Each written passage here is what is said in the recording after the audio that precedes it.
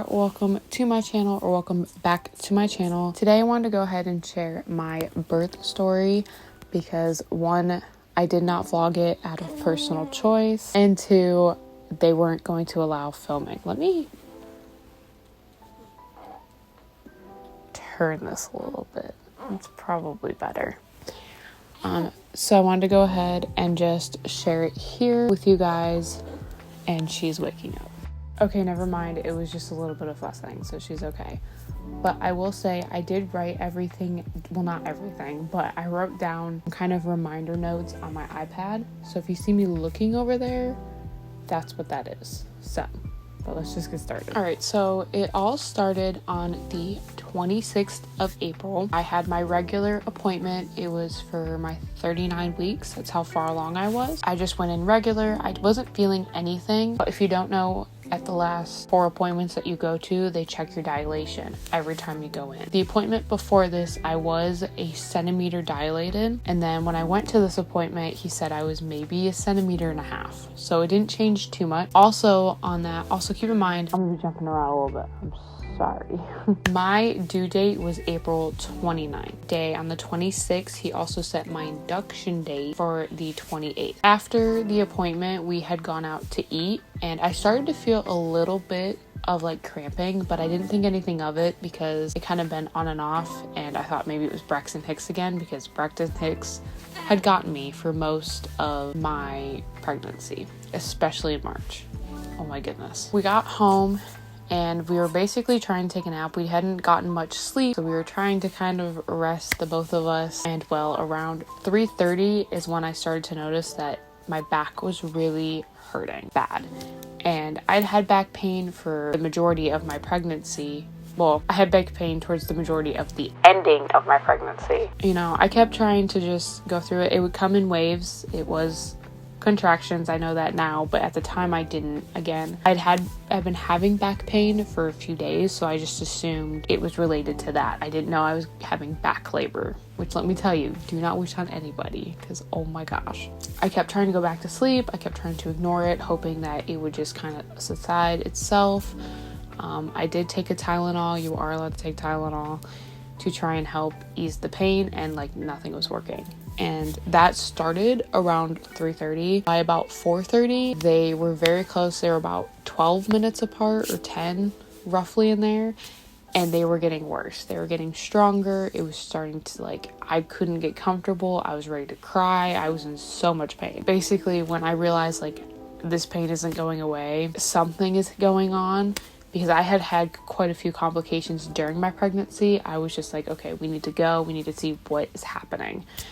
I did not think it was labor yet, but I knew that my back hurt really bad. And I wasn't sure if it was because before I actually had 2 kidney infections during my pregnancy, so I didn't know if that was coming back. And that pain was actually in my back. I thought maybe that's what was happening. On the way to the hospital, they had gotten so close. They were 5 minutes apart at this point, and they were getting worse. And that's when we pretty much knew I was going into labor, was on the way there.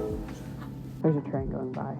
So when we got there, I just told them, I'm pretty sure I'm in labor. I've had this constant back pain. I need to be checked. And they take you into this room and they do the annoying questions that you have to go through. Typically, ask your due date, stuff like that. And then they checked my dilation, and I barely moved up any. I was close to 2 centimeters, but I wasn't fully there yet. So they almost were gonna send me home, but thank God for the nurse, because she kept fighting to have me there because she saw how much pain I was in with these contractions. She stuck with me and everything, and I think it was 2 to 3 hours later, I actually got admitted into a room and got some pain medication through an IV. But the contractions started to get worse and worse as we went along, and my doctor doesn't do it that you can't get an epidural until you're 4 centimeters dilated. I went in around 5. I didn't get an epidural until 3:30 a.m. the 27th. It was not fun, but I did want to try and go through this birth without an epidural, but because of the fact that it ended up being back labor, there was no way I was making it through it. So I ended up asking for the epidural at 4 centimeters, which, let me tell you, I had never been more excited to get something in my spine before. I mean, I've never had it before, but the thought of it was fantastic. I will say people make the epidural out to seem worse than it is. I know that there can be a lot of complications with an epidural, but like initially just getting it is not as bad as everyone made it out to seem. For me, I feel like it was just because I was in so much pain that I laid there and I was like, do whatever it takes to get this to go away. I do know mid like him putting the like little tube up your back. Because if you don't know, that's what happens is they put a little tube in your back and that's how the medicine gets into you. I'm bad at this, but anyway, I got in a really bad contraction as he was putting that in, and I was like, I can't move. I just held on. I was holding my mother-in-law's hand, and I was just like, don't move, just stay put. This will hopefully go away soon. But for the most part, I did not feel the needle actually go in. I just felt that contraction. Like everything in my back, like I guess all the pain building up, it made it so easy to get an epidural. But don't panic when getting an epidural. Don't move when getting it. Just let it happen. It's can suck for some people. Just after that, I felt nothing. I did not have any more contractions and they got higher. What I was feeling was apparently about a 40 and they started getting towards the 90 range from what I was told. So that was fun, but I didn't feel any of it and I finally was able to sleep. I passed out and I feel like it was from all the pain. It was so hard. My body just gave up. It was done. So I actually slept until the morning. Well, like sunrise morning, because it was morning. You don't feel anything down there. It's honestly great because when you get your dilation check, it is not a nice feeling. It does not feel good because especially mine was very far back. Also, I didn't say this, but the reason why I had back labor is because she was facing my tailbone instead of my front area. Can't say it on YouTube. Alright, so I have her now. You might hear her a little bit, but I just, in case she wakes up to eat, I'd rather her be right here. Or that is why I had back labor, is because other than that, she was positioned everywhere she needed to be. She had her head down in the right area. She was ready to go. I don't know the exact time, but when I had woken up, I started to feel a bit of pressure. It was a contraction, but I wasn't feeling like the pain of a contraction. I knew it was there and I could tell because they were very close and they lasted not very long, but I felt pressure. The doctor had come in and she checked and I was 9 centimeters. After that, I think maybe an hour went by or something and they started to get a little bit stronger. I felt it was just a little bit more pressure for me. And then I had asked, I said, can someone go get the nurse? I think like there's more going on. I feel a lot more pressure. When she came and checked, that's when I was 10 centimeters. So the doctor had to come. He had an appointment that he had just finished up, luckily, and he came in the room. And I'm gonna tell you, it's way different than what you think going into it. You think it's just like, I don't even know how to explain it, but I thought it was gonna be way different than what it was. It was super casual. I was, tired as heck, exhausted, ready for, her to be here. I feel like maybe it was all the emotions as to why I felt that way. But the doctor came in, they set me up, in the stirrups and everything that you get set up on. And when I was pushing, again, I felt that pressure I was still feeling before, but any other pain was not there, non-existent. I was all good to go.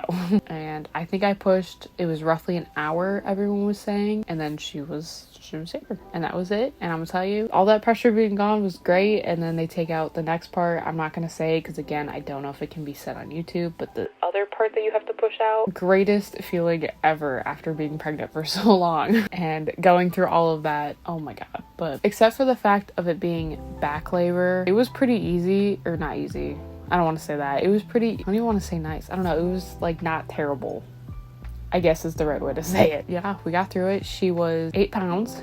Oh my god. She's passed out, so I'm not going to move her closer, but this is baby Addison. Yeah, finally can reveal her name. I can finally show this in the background of videos. It's been pretty crazy. That's also why I haven't been filming. I did film the hospital bag 2 days before I went into labor, and I was planning on editing it when we came back from that appointment that basically set me into labor, if you think about it. So if any of you have questions or want to know more, my socials are down below. You can totally contact me if you're a first-time mom, if you're worried about it, or if you want to know more like personal details. I guess I put my Snapchat, my Instagram down there all the time. I do everything I can to check them. We are now on this journey, and if you want to continue it with me, definitely hit that subscribe button down below. Also give it a thumbs up if you enjoyed, and I will see you next time.